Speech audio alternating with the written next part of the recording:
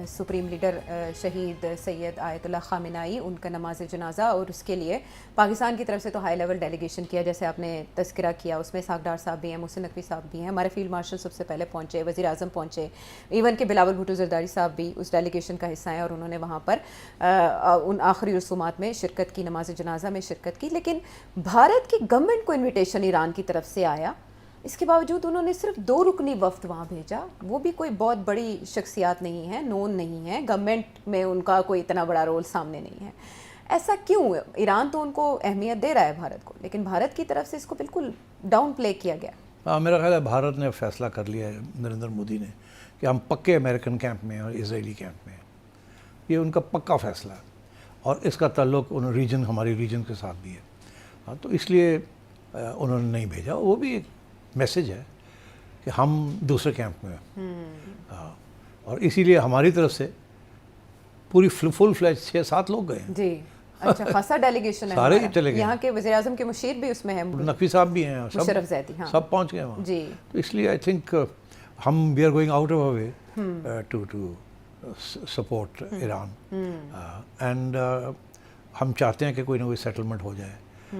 Where India جو ہے وہ یو اے کے ساتھ ہے اور اسرائیل کے ساتھ ہے، وہ تو ایجنڈا ہی کوئی اور ہے وہاں۔ اپنے تعلقات کو ڈاؤن گریڈ کر دیا ہے اس نے، انڈیا نے بتا دیا ہے ڈیلیگیشن اس لیول کا بھیج کے کہ اب وہ پہلے جیسی باتیں نہیں ہیں۔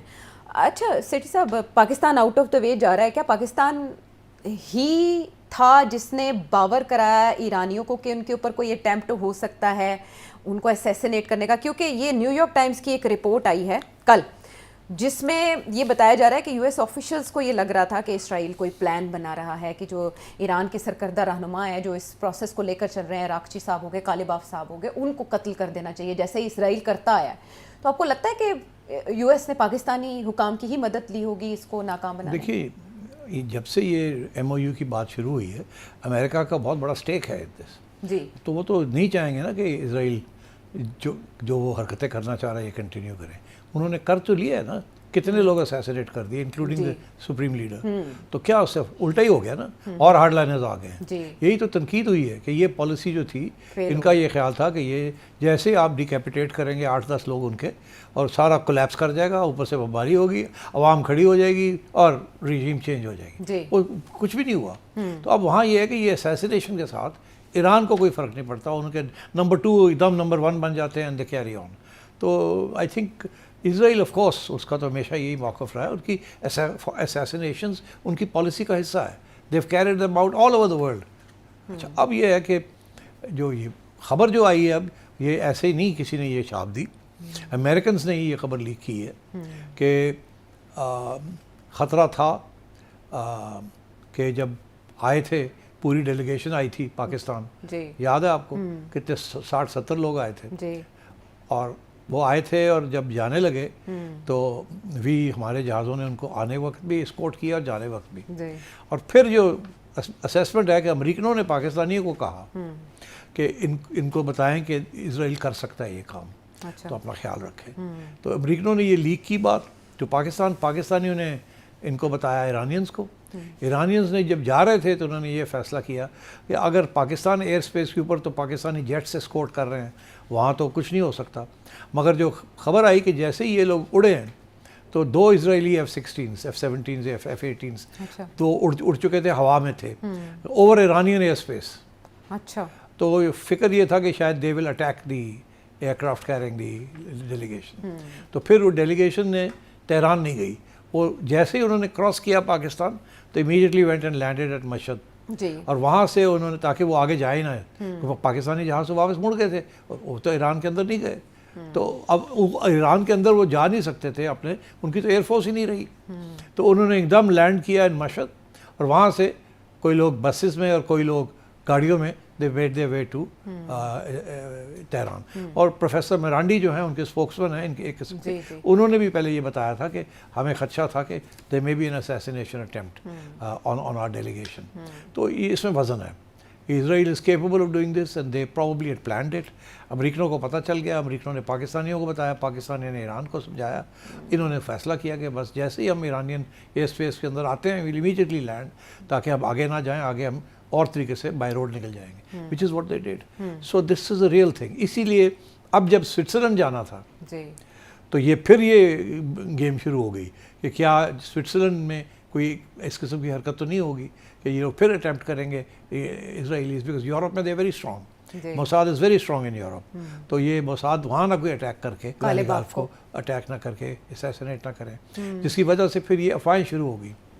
اور ایک دو تو فورن اینالسٹ ہیں, انہوں نے نام بھی لے کے کہا, جیسے پیپے ہے, پیپے نے کہا کہ پاکستانیوں نے کو پتہ تھا کہ یہ کر سکتے ہیں, اور پاکستانیوں نے پیغام بھیجا امریکنوں کے ذریعے اسرائیل کو کہ اگر ایسے کریں گے تو ہم اڑا دیں گے اسرائیل کو, ہم اڑا دیں گے, نام و نشان نہیں رہے گا. ظاہر ہے ہم کہتے ہیں نہیں ہم نے تو ایسی کوئی بات نہیں کی, مگر یہ بات چل رہی ہے کہ پاکستان کی دھمکی کی وجہ سے ان کو سیکیورٹی ملی ہے.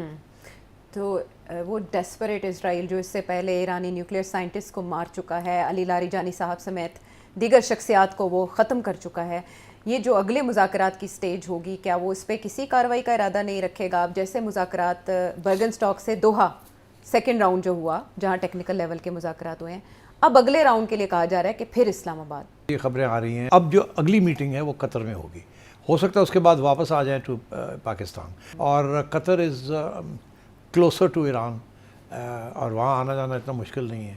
تو آئی ڈونٹ نو کہ ان کا فائنل, کیونکہ آخری وقت تو بھی چینج ہو جاتا ہے نا, سیکیورٹی کنسیڈریشنز یہ ہیں کہ پہلے اتنے لمبے چوڑے پلانز نہیں اناؤنس کرنے, اب ٹیکنیکل ٹاکس شروع ہونی ہے, مگر ٹیکنیکل ٹاک سے پہلے یہ پھر پھڈا پڑ گیا آن اسٹریٹ آف ہارمز, پھر پھڈا پڑ گیا ٹول لینے کے معاملات پہ.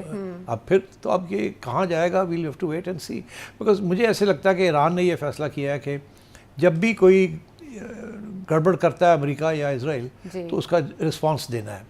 مگر امپورٹنٹ بات یہ ہے کہ رسپانس بڑا سوچ سمجھ کے کیلیبریٹ کر کے, یہ نہ ہو کہ وہ ایسکلیشن لگے. جس وقت بھی یہ ایسکلیشن لیڈر میں پہنچ گئے نا تو پھر رکنا مشکل ہو جاتا ہے. سو ایران کی بھی جو رسپانس ہوتا ہے وہ آ کے مارتے ہیں, ٹھا ٹھا ٹھا ادھر کر کے چلے جاتے ہیں, یہ ٹھا کر کے ادھر بس رک جاتے ہیں, اس کو اوپر نہیں لے کے جاتے ہیں. تو because that is very dangerous اگر ایسکلیشن لیڈر میں آ جائے. تو یہ سچویشن ہے, اور اب we have to wait and see, because Iran کی طرف سے تو بڑا کلیئر ہے کہ G M O U violate کیا ہے امریکہ نے, امریکہ کہہ رہا ہے کہ ایران نے وائلیٹ کیا ہے. اب پھر بیٹھ کے بات کریں گے. اور یہ بائی دا وے میں نے جیسے پہلے پریڈکشن کی تھی, یہ وائلیشنز ہوگی, 3 لیول پہ وائلیشن ہوگی. امریکہ کی طرف سے وائلیشن ہوگی, اسرائیل کی طرف سے ہوگی اسپیشلی, اور ایران جو ہے وہ وائلیشن کے رسپانس کرے گا. ایران تو کہتا ہے یہ اسٹریٹ آف ہارمز جو ہے یہ ہم کنٹرول کریں گے, امریکہ کہتا نہیں آپ نہیں کریں گے. ایک تو یہ ایشو چل رہا ہے ابھی, تو دیکھنا اگلے 60 دن کے اندر کیا پیش قدمی ہوتی ہے. But I think situation is very delicate. کسی سٹیج پہ بھی مذاکرات ختم بھی ہو سکتے ہیں, پھر شروع ہوں گے, پھر یہ ہوگا, پھر وہ ہوگا, اور at every stage I warn you, Israel is going to create problems.